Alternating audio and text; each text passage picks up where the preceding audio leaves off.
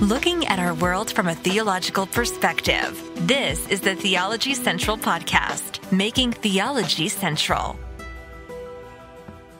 Good afternoon, everyone. It is Thursday, August the 10th, 2023. It is currently 2:18 p.m. Central Time, and I'm coming to you live from the Theology Central studio, located right here in Abilene, Texas.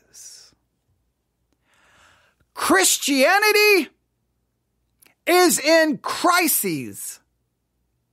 Christianity is in crises. Do you believe that? Do you believe that Christianity is facing a crisis of epic proportion, that Christianity is just hanging on?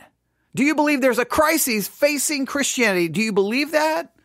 Do you disagree with that? What do you think when you hear, hey, Christianity is facing a crisis? It's right there. It's in a crisis state. Do you believe that? Do you agree with that? Christianity is in crisis. Do you believe it?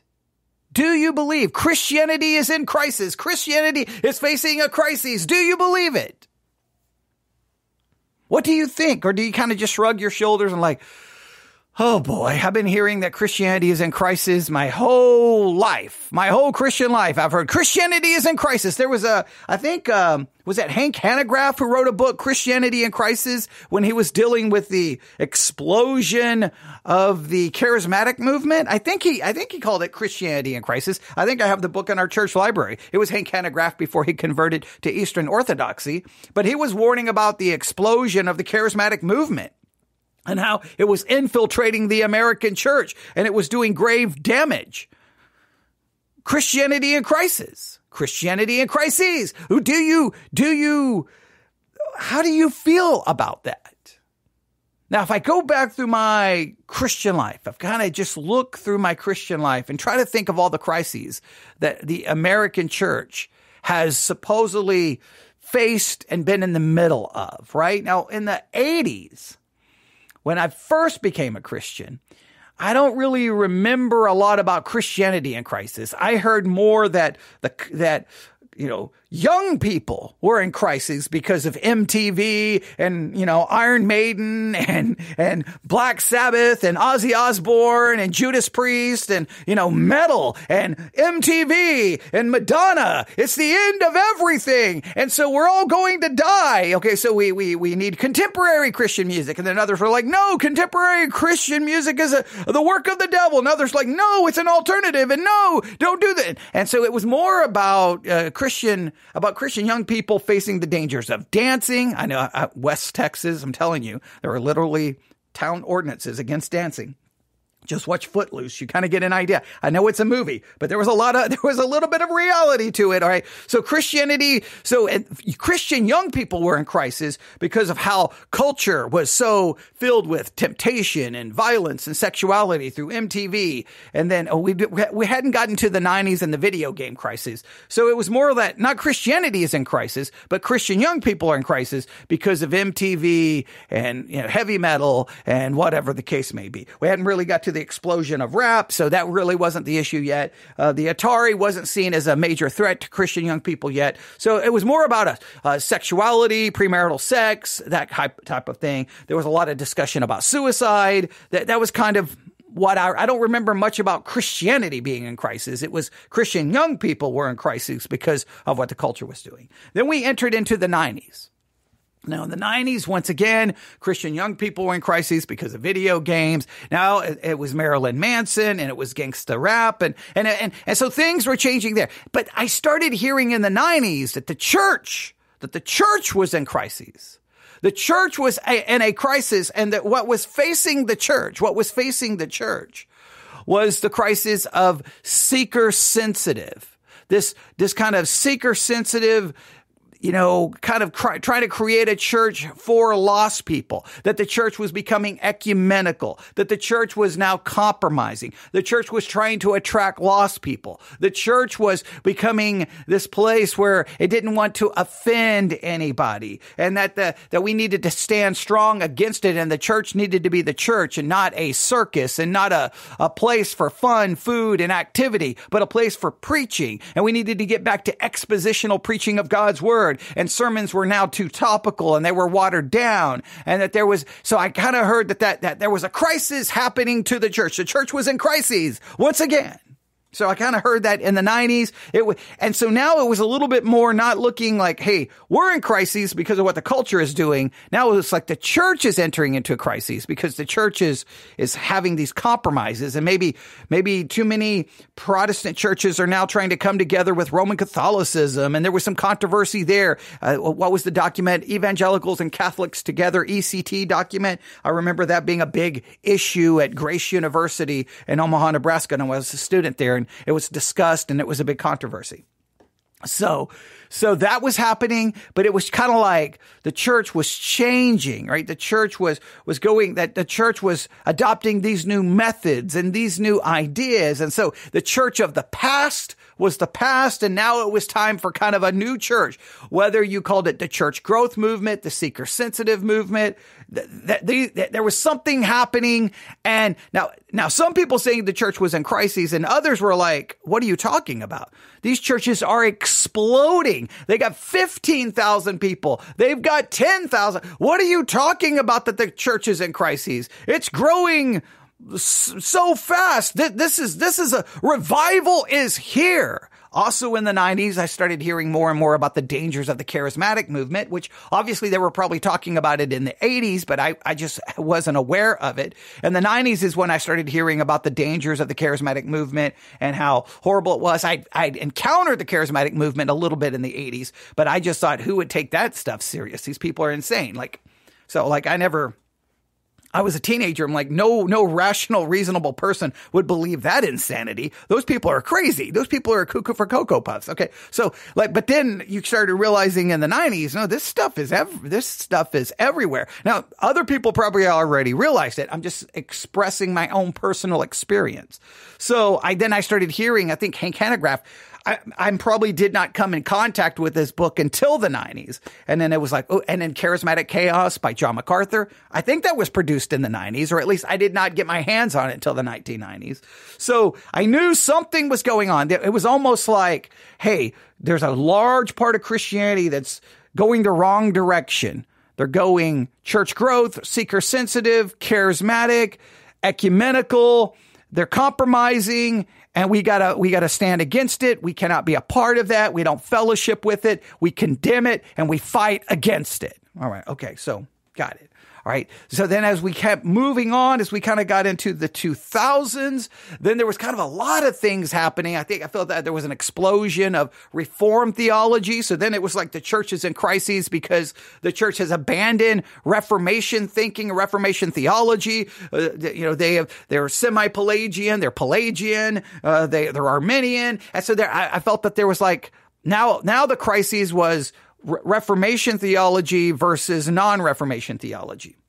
But you still had the explosion of some of these large churches, Mars Hill. You had a lot of these things happening. The charismatic movement, of course, was still there causing problems. So I felt that I don't really feel like there was a lot of, maybe there was a lot of talk about the churches being in crises, about the teaching is too watered down. They're not theological enough. But it was more, I think, then the emergent church crises happened.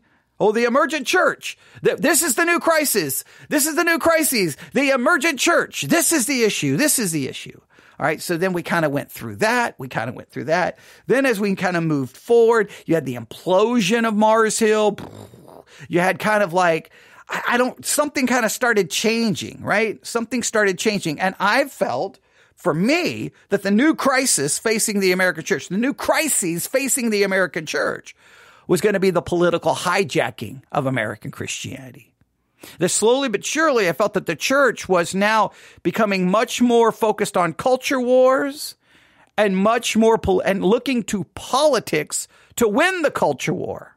So I started feeling like, whoa. And as we got closer and closer to 2016, then there was no question. Between 2015 and 2016 and the rise of Donald Trump, it became obvious to me. The church has absolutely lost its ever-living mind. I don't even know what, I wanted to go back to the days where we're fighting about church growth, seeker sensitive, emergent, Reformed theology versus non-Reformed theology. I wanted to go back to those days because now it was like, wait, Donald Trump is the issue?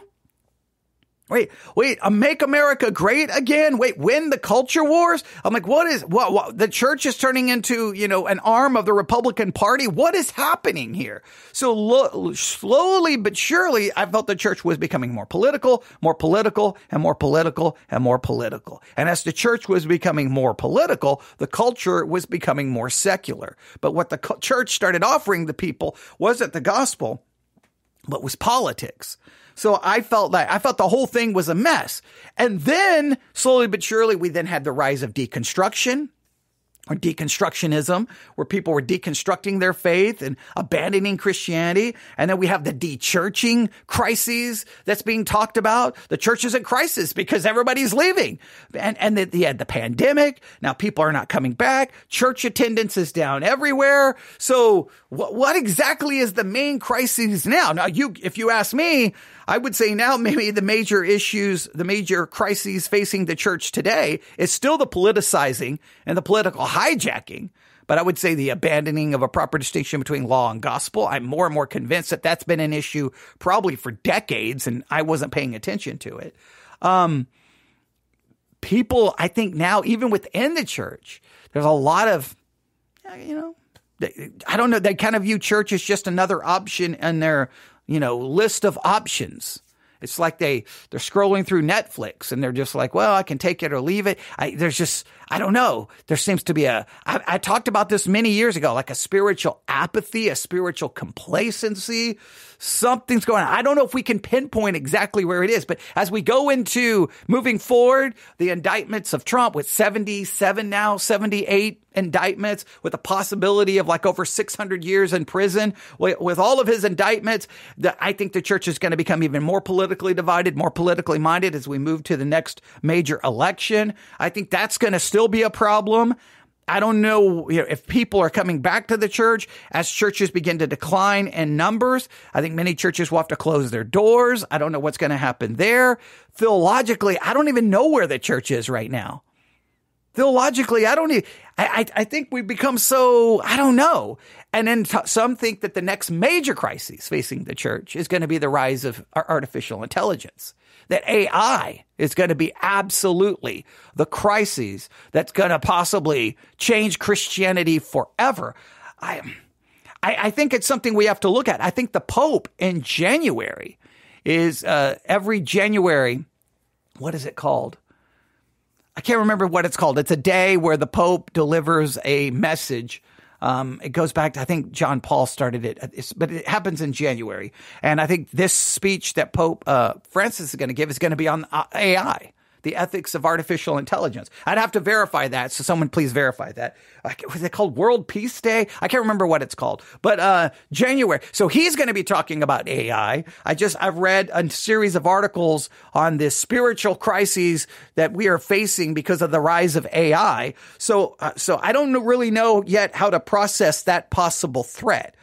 I know we have the de-churching. That is a threat to the livelihood and future of physical churches and even online ministries, that people are disengaging. Well, if they're not attending, participating, or giving, ministries are going to just start, there's going to become less and less and less of them. You may say that's a good thing. Who knows? So we've got, I don't know exactly where we are. Trying to figure out where we are, I don't know. I don't know if I've got it figured out, but those were a lot of the crises that I have seen throughout my Christian life. What are the ones you remember? What are the ones you remember? Now, I didn't mention every single thing, but I mean, there were so many issues at the time that everyone, you would get those, again, magazine articles or sermons, Christianity in crises. It's happening, ladies and gentlemen. We are on the verge of total, complete collapse.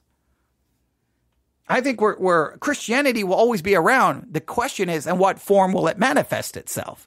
Is it going to be a biblical, historical Christianity, or is it going to be some mutated hybrid, which is what I've been warning people about? That slowly but surely, what we call Christianity is not biblical Christianity. It's a political Christian nationalist. It's something other than. And are we going to be able to tell the difference? Well, if Christians are so theologically illiterate, they're not going to be able to tell the difference. They just want to hear a pro-American message, a Christian nationalistic message about overcoming the evil culture through whatever means necessary. And they want a moral system more than they want theology or the actual gospel is my concern. But I mention all of this because guess what happened an hour ago, I think. Maybe it's an hour ago. I get a notification on one of my podcast apps with this title. He was a top church official who criticized Trump. He says Christianity is in crisis or crises, however you would like to say it. Is the church in crisis? Is the church in crises? What do you think? Well, let's listen to this discussion. And we will analyze it and critique it. And you can tell me what you think. Here we go. For years, Russell Moore was one of the top officials in the Southern Baptist Convention. Then Donald Trump came on the scene. Moore criticized him publicly and found himself ostracized by many other evangelical leaders who embraced Trump. Then Moore criticized the Southern Baptist Convention's response to a sexual abuse crisis, as well as what he viewed as an increased tolerance for white nationalism within the church. And suddenly, Moore found himself resigning from his post and on the outside of a denomination that had up until that point defined his life. My personal faith has become stronger, and I know that's surprising to many people given some of the awful things that I've seen. But I've also seen some remarkable signs of life and signs of grace as well. Moore's new book, Losing Our Religion, an altar call for evangelical America, is an attempt at finding a path forward for the religion he loves. When we talked this week, Moore told me why he thinks Christianity is in crisis today in America. Okay, so he was against Trump, spoke out against the way the church was handling sexual abuse, and he found himself on the outside looking. I want you to just think about that. If you don't support Trump and you're like, hey, guys, I think sexual abuse is bad and maybe we should address it. You're on the outside. And then you get criticized as being woke, as being liberal, and you be attacked because you know what? If you don't go for Trump, you're woke. Your Christianity is in question. And if you think maybe we need to look at how sexual abuse is being handled, I guess that makes you woke and that makes you liberal. Just try to process that. How does that put you outside of Christianity? Why would that make you an outsider? Why would you be attacked? If that doesn't prove the church is in crises, or I don't know what would do that. That's just crap. I'm going to play all of that again because I just want you to hear all of this. This comes to us from NPR. I don't know which program it aired this morning. It may have been NPR Morning Edition. I don't know which one, but it's there. You can go to npr.org and find it. And the headline you would look for, he was a top church official who criticized Trump. He says Christianity is in crisis. All right. So, are you ready? Let's listen to this again. I just want you to hear. This is just so bizarre. Like, how would this put you outside?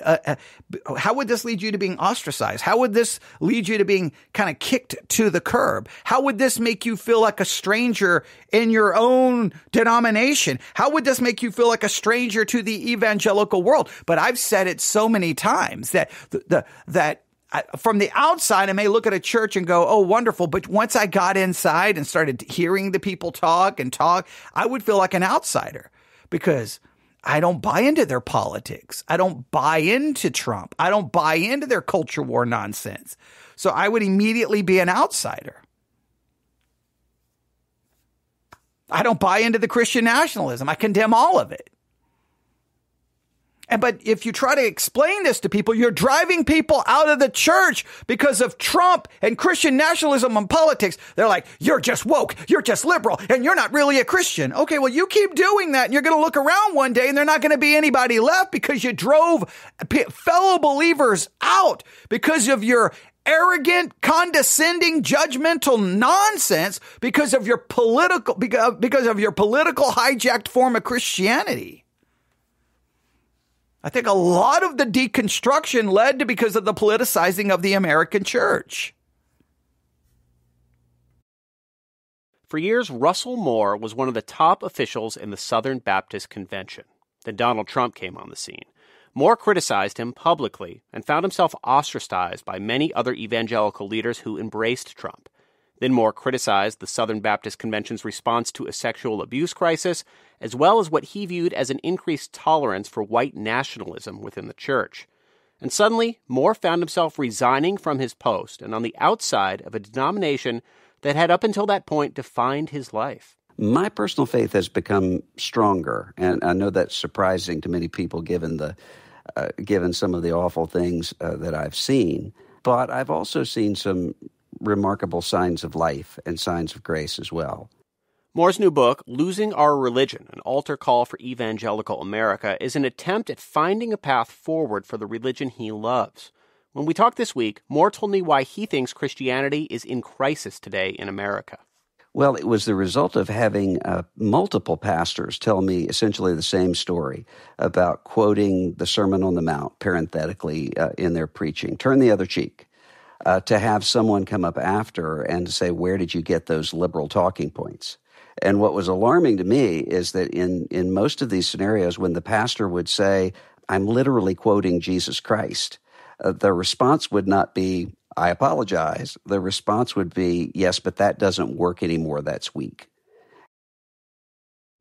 Wow. Where did you get those liberal talking points? Where did you get those liberal talking points? Turn the other cheek. Love your enemy. Resist not evil. Treat people the way you want to be treated. Well, no. We're going to talk like Donald Trump does on Truth Social. We're going to talk like Donald Trump used to talk on Twitter, now X, before he got X'd, before he got deplatformed and banned, okay, because of how he treated people and talked about people. Christianity started to, I've been saying this for a long time. We're in danger when Christians start talking like Donald Trump. They start talking like Sean Hannity, Tucker Carlson, Glenn Beck, Michael Savage, Mark Levin. You just name the flavor of the month in conservative media, Steven Crowder, Alex Jones. When Christians start talking like that, and they're not talking like Jesus Christ, they're not talking like Matthew, Mark, Luke, and John, something is wrong. And I would say that over and over because I heard it. Now, I did hear this a little bit in the 80s, and then I heard it a lot in the 90s with the rise of Rush Limbaugh. It would be Christian men sitting in church talking about some social issue, and it sounded like, well, obviously you listen to Rush Limbaugh. Great. I'm glad you can talk like him. Now, could you talk about the subject maybe, I don't know, from a Christian perspective? I know that could be shocking, but we're actually standing inside a church. When something would be happening in the Middle East, whether it's Iran or Iraq or Afghanistan, Christian men would be like, we just need to turn the place into a parking lot. We just need to nuke it. And you're like, you want to drop nuclear weapons on a country, turn it into a parking lot. I don't know. You don't seem to care about the human beings that would die. And it's Christian men talking like you're all big and bad. And it's like, oh man, I can't stand the bravado and like, oh yeah, you're a big man. You talk a big game sitting here in church wanting to, nuke human beings. I mean, like, but that's a good Christian spirit right there. And I myself, when I've talked about, well, wait a minute, Jesus seems to turn the other cheek. Resist not evil. Jesus says, love your enemy. And I may raise a question. How do you love your enemy? How do you turn the other cheek? If someone was to do something to you, you pull out a gun and shoot them. And immediately I would get, hey, now. You know that's not what Jesus meant. You know he didn't mean it that way. And they want to start watering it down. They want to start changing it. Well, one, that's a whole, because they can't understand the difference between law and gospel. No, Jesus doesn't turn anything. He doesn't let you water it down. He's like law. He wants perfection. And so, well, yeah, those who love death, they typically claim to be pro-life while they seem to love death. But when I remember preaching some of these things, even in a church where people know my stance on some of these, and they were like, how dare you? No, that doesn't work. And it's like, unbelievable. Like you're talking like you're a member of the National Rifle Association, not like you are a believer in Jesus Christ. You're talking like you're from West Texas, not like you're a citizen of heaven. You're talking like you're a member of the Republican Party, not like you are a citizen of heaven. And I would be like, what is wrong with this situation? How come you can't see that you're talking like something that you shouldn't be? Then when pastors are reporting the same thing, you can't preach certain parts of the Sermon on the Mount because those are liberal talking points. What has happened to the American church? What has happened to Christians who cannot think that way? The American church is in crises. Now, I do know, because I know I'm going to have someone email because you'll notice that I have said crisis and crises. I've reverted back and forth, right? And I know one's the plural of the other. So in some ways, we're in crisis, but I think we're facing many crises. I think we're facing many. I don't know if there's just one. I think we got the political, the de-churching, the theological. I think there's many. So I know someone's going to email me and criticize my going back and forth between crisis and crises. And I know I may be using the plural when you don't think I should be using the plural. I understand all of that. So don't start emailing me about that. You're missing my point. Okay. You're missing my point. There are multiple crises that the church is facing. And I think I'm personally, when I refer to the political hijacking of the church, I don't think the political hijacking of the church could have occurred with what happened, unless we had what happened, I believe, in the 90s, moving into the 2000s, where you had the church watering down theology and doctrine and true preaching, right? And so that there was, remember we referred to it, at least I heard it, I didn't talk about this in my introduction, but there was the crisis of biblical illiteracy. That the church is facing a major crisis of biblical illiteracy, or a crisis of biblical and theological illiteracy. That illiteracy was the soil in which deception was planted. And the deception was politics over Christ, even though no one would say it that way. There are multiple crises, because I think if we look at the political hijacking, I think it's really a symptom of the other crisis, which was the biblical and theological illiteracy. But that's just crazy. Okay. Now I'm going to back this up one more time. I'm going to play all of that again. I know this is going to be a little repetitive, but I just want you to really soak in what is being said here. Right? Here we go. For years, Russell Moore was one of the top officials in the Southern Baptist Convention. Then Donald Trump came on the scene. Moore criticized him publicly and found himself ostracized by many other evangelical leaders who embraced Trump. Then Moore criticized the Southern Baptist Convention's response to a sexual abuse crisis, as well as what he viewed as an increased tolerance for white nationalism within the church. And suddenly, Moore found himself resigning from his post and on the outside of a denomination that had up until that point defined his life. My personal faith has become stronger, and I know that's surprising to many people given some of the awful things that I've seen. But I've also seen some remarkable signs of life and signs of grace as well. Moore's new book, Losing Our Religion, an altar call for evangelical America, is an attempt at finding a path forward for the religion he loves. When we talked this week, Moore told me why he thinks Christianity is in crisis today in America. Well, it was the result of having multiple pastors tell me essentially the same story about quoting the Sermon on the Mount, parenthetically, in their preaching. Turn the other cheek. To have someone come up after and say, where did you get those liberal talking points? And what was alarming to me is that in most of these scenarios, when the pastor would say, I'm literally quoting Jesus Christ, the response would not be, I apologize. The response would be, yes, but that doesn't work anymore. That's weak. And when we get to the point where the teachings of Jesus himself are seen as subversive to us, then we're in a crisis. I mean, how do you even begin to fix that problem, though, when the central message of the gospel is something that a lot of people in the church do not seem to want to fully embrace? I don't think we fix it by fighting a war for the soul of evangelicalism. I really don't think we can fix it at the movement level. And that's one of the reasons why when I'm talking to Christians who are concerned about this, my counsel is always small and local. I think we have to do something different and show a different way. And I see in history every time that something renewing and reviving has happened, it's happened that way. It's happened at a small level with people simply refusing to go with the stream of the church culture at the time. And I think. Okay. How many people do you think are out there right now who are not going along with the church culture of the time? And I want that to be very much written down, and you need to consider church culture. Church culture.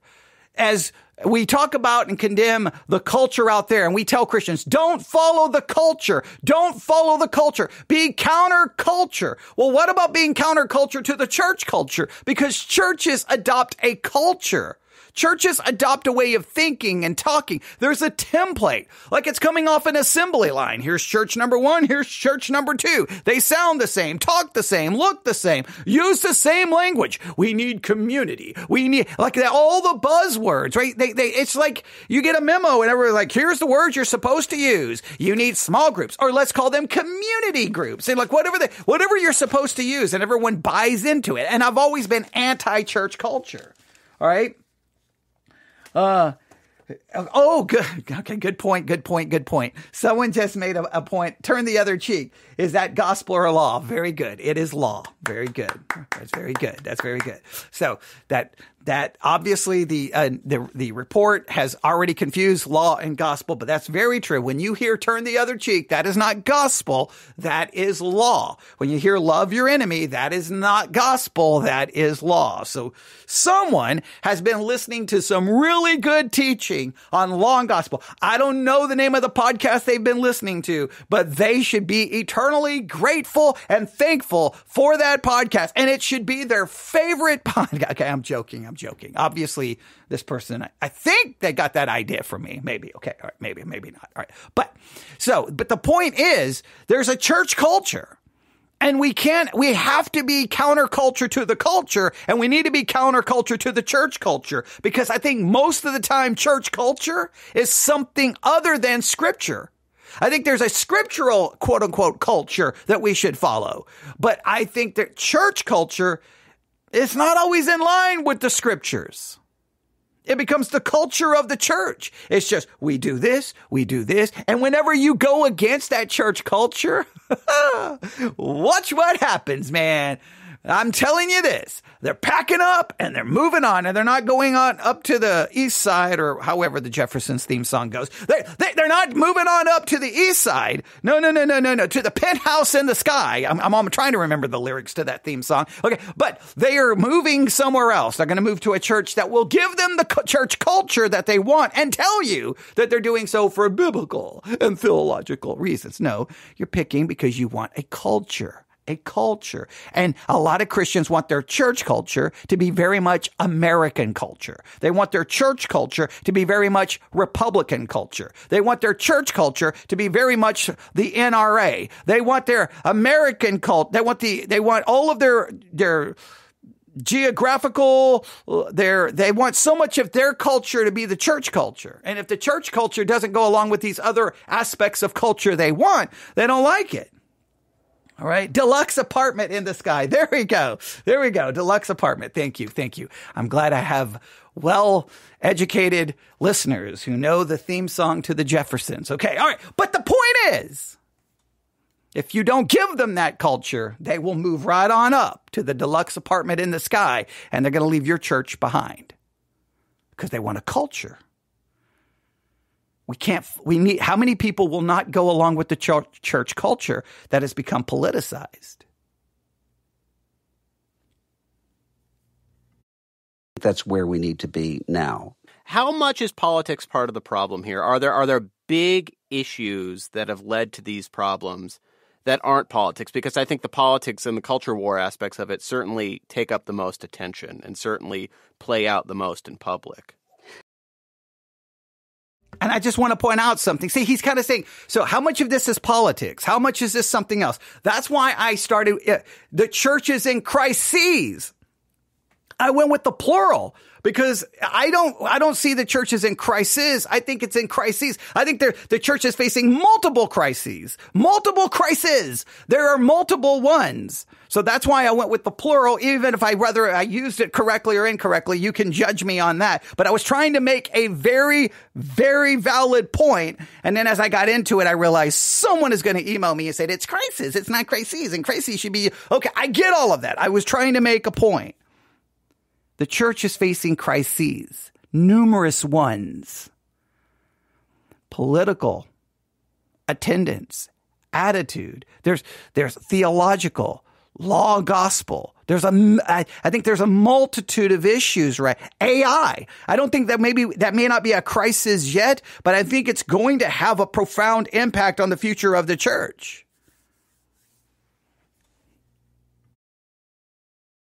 I think that the roots of the political problem really come down to disconnection, loneliness, sense of alienation. Even in churches that are still healthy and functioning, regular church going is not what it was a generation ago, in which the entire structure of the week was defined by the community.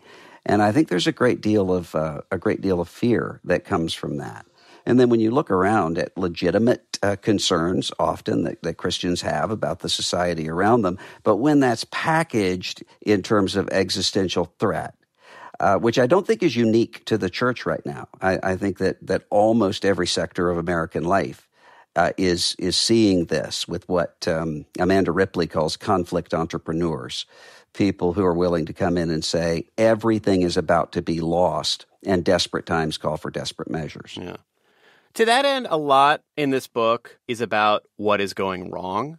And I wanted to ask you about somebody that you see as the right direction. And I noticed that you repeatedly throughout the book return to C.S. Lewis as somebody who has been very important in your own life, very important in personal crises of faith that you faced. And one of the things that you mention right away is his welcome and encouraging tone in his writing. What was it about his words that helped you so much? I think what helped me as a 15-year-old, I was looking around at Bible Belt Christianity and wondering, is this all really just politics or social control or something else, some means to an end?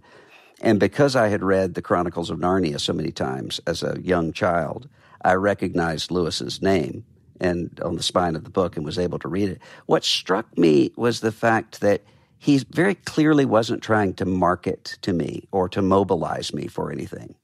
He was simply bearing witness to what he had seen and what he knew to be true. And I really think that often in the history of the church, the people who can do that are people who seem to come out of nowhere. Lewis was an atheist literature professor, very antagonistic to Christianity until he became a Christian. We've seen that so often. So I often tell people when they ask, well, who's the next Billy Graham?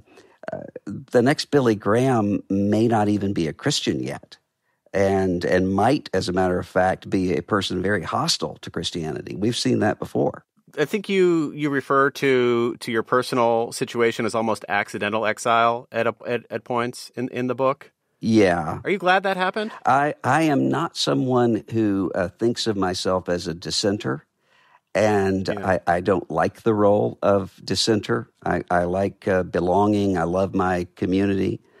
And so it's a very unnatural sense of exile for me. But one of the things I've noticed is that since I've gone through that, I've talked to thousands of people who have experienced a very similar thing. They feel homeless. They feel as though there's not one particular niche into which they fit in all of these warring tribes in American life right now. That is so true. I don't know where I fit in all the warring tribes of American Christianity. Just any given day, just go check out a Christian social media world. It's war, it's fighting, it's controversy, it's attacking, it's just maddening, and I don't fit in any of it. And you throw in the political hijacking of the American church, the obliteration of, I think, theology, of course, as I keep talking about, the abandoning the proper distinction between law and gospel. I don't fit in anywhere. I'm homeless. I don't fit in anywhere in the Christian world. And in fact, in a roundabout way, whether I ever intended it or not, this podcast is really for those who feel homeless in American Christianity. It really has become that, really. It's for those, because I get emails sometimes, people going, what happened to my church? I don't know what happened to my church. I don't really have a place. I don't know where to go. And a roundabout way, the Theology Central podcast has become the podcast for homeless Christians. I think in a roundabout way, that's kind of what we are.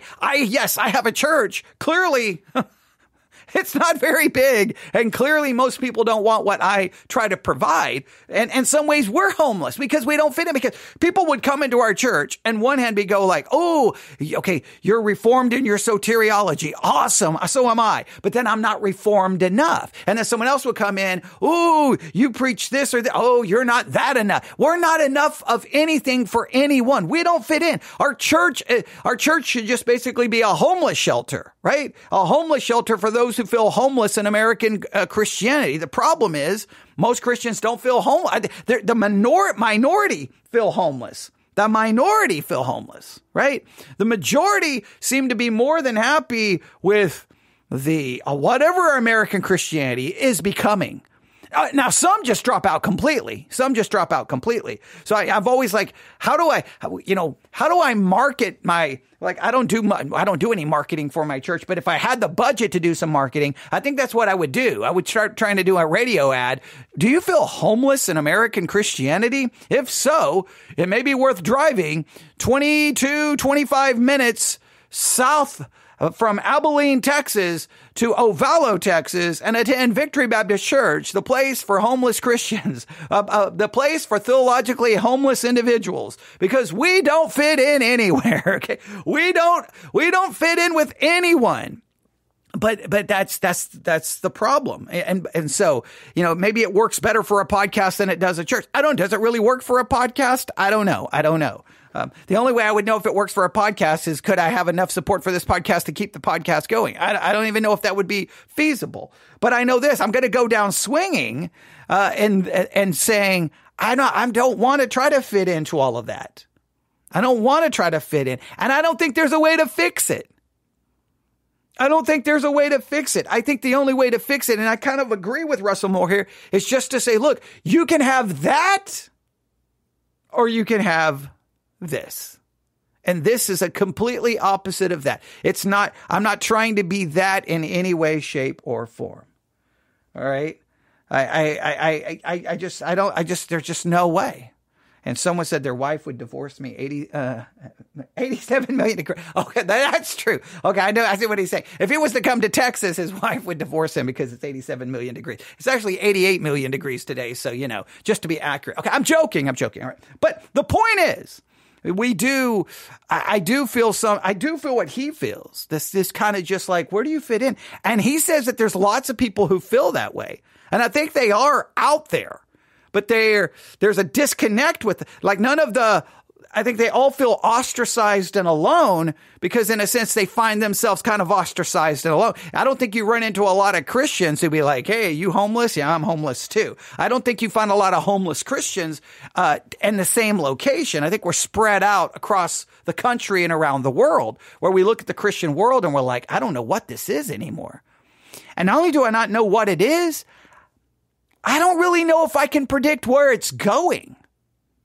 We're in August and I'm already starting to look at, 2023, whatever year it is, 2024, whatever year it is anymore, 2024. And I'm having a lot of times I'll start broadcasting as it gets close to the end of the year, looking towards the next year and what Christianity is going to face. And this is the time where I typically start trying to formulate that. But I'm looking to 2024 and I don't know. I don't know where Christianity is headed. I have I have no idea where it's going. And I don't know. And someone just asked, I don't know if it can be fixed. I really don't know.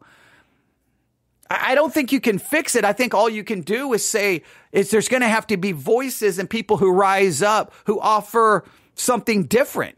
And I think you're going to end up with almost two kinds of Christianity. This politically hijacked, I don't know what it is, and something trying to be different. And I don't know. It's just I hate the idea that I just feel like we're moving into 2024. I think you're going to find more and more Christians finding themselves strangers and outsiders to the American church. And the American church will point their finger and condemn at them, saying you're woke, you're liberal, you're ungodly, and you're the heretic and you're the problem. And they're never going to stop and look at themselves going, why do we keep driving people out? I don't know.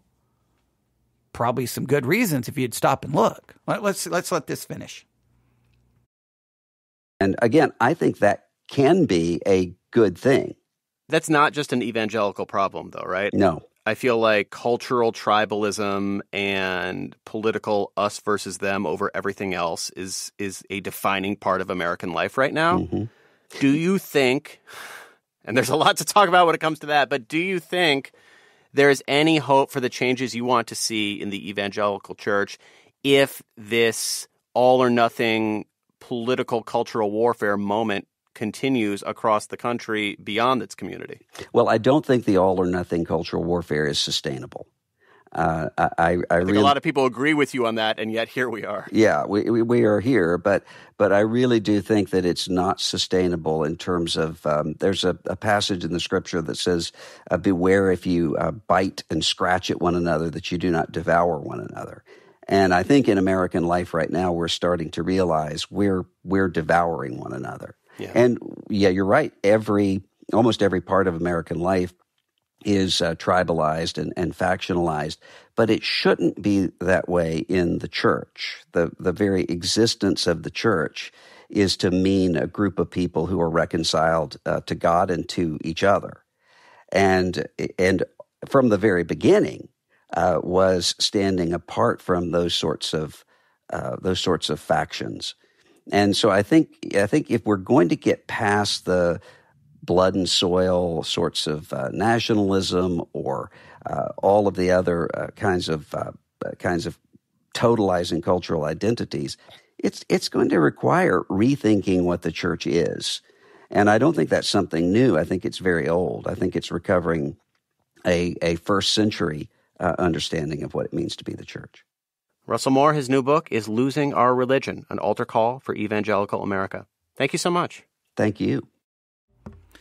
So much to say there, but please write down the name of that book, Losing Our Religion, an altar call for evangelical America. I would strongly suggest finding a copy of said book, reading it, and interpreting it, and thinking about how that may apply to your church situation, to the church at large.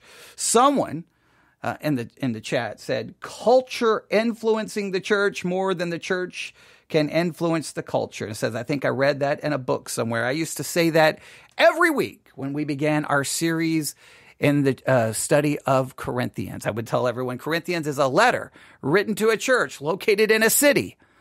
The city was influencing the church more than the church was influencing the city. That's how I started almost every sermon in our study of 1 Corinthians. Over and over and over, I would say that Corinthians is a letter written to a church located in a city. The city was influencing the church more than the church was influencing the city. And ladies and gentlemen, the cultural tribalism of our day has infiltrated the American church. The politicizing of everything in culture has infiltrated the church. Everything being a crisis, everything being in crises, everything being controversial, everyone being upset and angry and attacking one another and calling people names and hatred and bitterness. It's all in the American church. We didn't stand outside of it and different from it. We jumped right in and became a part of it. It became us.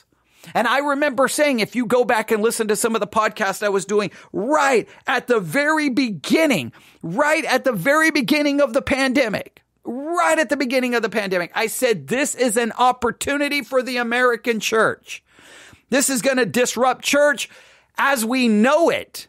This is going to disrupt our lives as we know it. But we can take this as an opportunity to look to ourselves, to see our own spiritual failures, to see our own spiritual shortcomings, and to repent of that, and to grow spiritually, and to show love to our neighbors, and to show compassion, and try to be as good citizens as we can, and submit ourselves to the authorities in ways that we can, so that we do not cause trouble, but we bring help, that we do what we can to show that we value human life over our own little mini kingdoms, that we value human life over offerings, over a church attendance, that we can demonstrate a love and a compassion, and we can show the world when they're confused and don't know what to do, that here are Christians who are stable and they're using this as an opportunity to grow in their knowledge of Christ, and we can invite others to be a part of it, and that we can use technology and reach out to people and teach them scripture and the Bible, and that we could be this great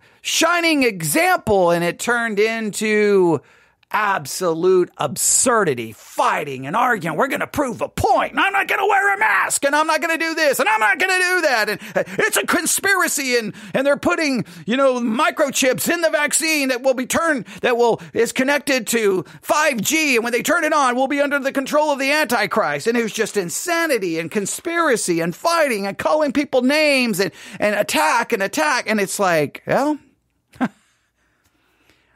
I thought this would be a great opportunity for us to grow spiritually. I thought it would be a great opportunity for us to show that we love our neighbors, we love ourselves. I thought this would be a great opportunity to show us that we put others before ourselves. I thought this would be a great opportunity to utilize technology during a time of national crisis, a global crisis. But no. The church just disintegrated into the same bickering and fighting and name-calling and selfishness and looking out for us over anybody else. We failed that crisis. I think someone has written, Michael Brown, even though we disagree theologically, has written books about, will the evangelical church pass the Trump test? That we were going to be tested. What were we going to care more about? The church failed the Trump test. The church failed the pandemic test. Now, to be fair, we're always going to fail the test because we're sinners, and that's why we need the gospel. But the thing is when we fail the test, we should be broken and humbled and humiliated by our failure and drive us further to Christ and to become more gospel-minded and Christ-minded and to try to approach things in a more humble way. But no, the tribalism, the division, the anger, the name-calling, the judgmental, arrogance, selfishness is still very much present in all of our lives. And instead of being broken over it, we just seem to double down on it. The American church is in crises. Plural. It is facing a crisis. Singular if you want to just point to one. But I think we should say it's in crises. There are multiple crises that the church is facing. There are multiple ones. Multiple crises. Where do you think the church is headed? Where? Do you think the talk of all of these crises is just exaggerated and it really isn't that bad? And maybe everyone's just blowing it out of proportion, and that this too will soon pass, and the church is just going to continue on. I perceive it's going to get worse and worse and worse. And I don't believe it's exaggerated. I believe we have some serious problems. Because at least for me, I say it all the time. If my church didn't exist, I don't know what I do. I don't know what I do.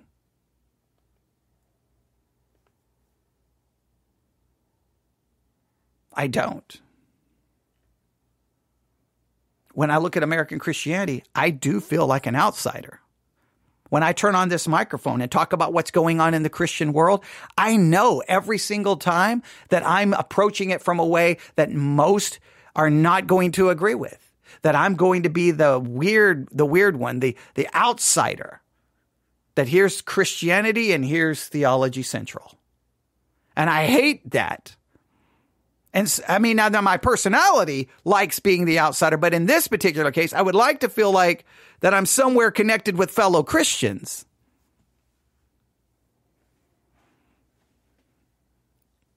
You tell me. You can email me today, newsif@yahoo.com, newsif@yahoo.com, and you can tell me about Christianity in crisis or Christianity in crises. Okay.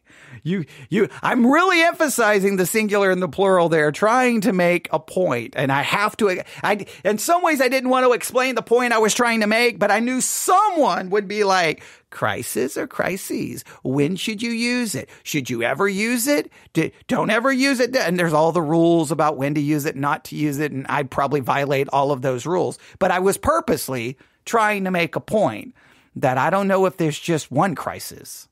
I think there's multiple ones. So the church is in crises. You can tell me whether you agree or disagree. Newsif@yahoo.com. Newsif@yahoo.com. Newsif@yahoo.com. I'm going to take a break because it is 197 degrees currently in the studio, because when I broadcast, I have to turn off the air conditioning because it's too loud. So for your listening pleasure, I almost die every single broadcast because I'm broadcasting from West Texas. Whereas someone in the comments said, it is, 87 million degrees. And that is your forecast. No, it may not be 87 million degrees here in West Texas, but I think sometimes within the world of Christianity, it feels like it's 87 million degrees because it's just filled with so much controversy and division. And I think things are definitely not going in the right way. Everyone have a good day. God bless.